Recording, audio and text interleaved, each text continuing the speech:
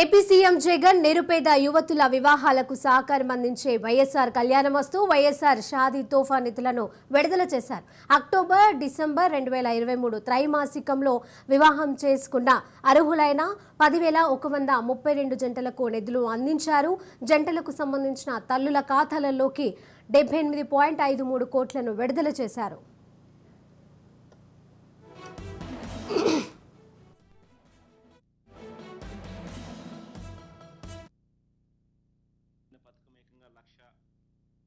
గ్రామ సచివాలయాల్లోనే marriage certificate ఇచ్చేట్టుగా కూడా మార్పు చేస్తూ నేరుగా మన గ్రామంలోనే మన గ్రామ సచివాలయంలోనే మ్యారేజ్ సర్టిఫికెట్ కూడా తీసుకునే వెసులుబాటును కూడా అక్కడికే ఇస్తూ ప్రతి ఒక్కరికి కూడా ఈ పథకం అందుబాటులోకి తీసుకొస్తూ సచివాలయంలో ఏ ఒక్కరూ కూడా మిస్ కాకుండా ప్రతి ఒక్కరూ దీన్ని అవైల్ చేసుకునే వెసులుబాటును కూడా కల్పిస్తూ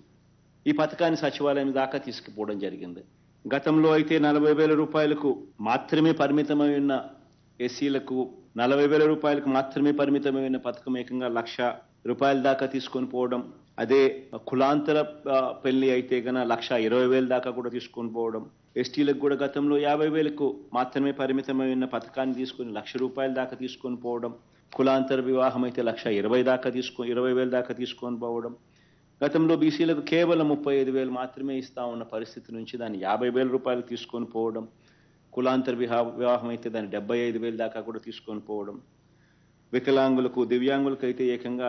1,50,000 దాకా కూడా తీసుకొని పోయి ఈ ప్రతి పథకం ఈ అమౌంట్స్ అన్నీ కూడా తీసుకొని పోయి ఒక సబ్స్టాన్షియల్ అమౌంట్, అంటే వాళ్ళ కుటుంబాలలో ఏ ఒక్కరూ కూడా ఆ తల్లిదండ్రులు అప్పుల పాలయ్యే పరిస్థితి రాకూడదు అని చెప్పి వీలైన కాడికి దాన్ని సహకరించే విధంగా సబ్స్టాన్షియల్గా అమౌంట్స్ని పెంచి ఇంత సబ్స్టాన్షియల్గా ఈ అమౌంట్స్ ఉన్నాయి కాబట్టి ఇవి చదువులను ప్రోత్సహించే దిశగా తల్లిదండ్రులను కూడా అడుగులు వేయిస్తాయి అన్న నమ్మకంతో ఈ కార్యక్రమానికి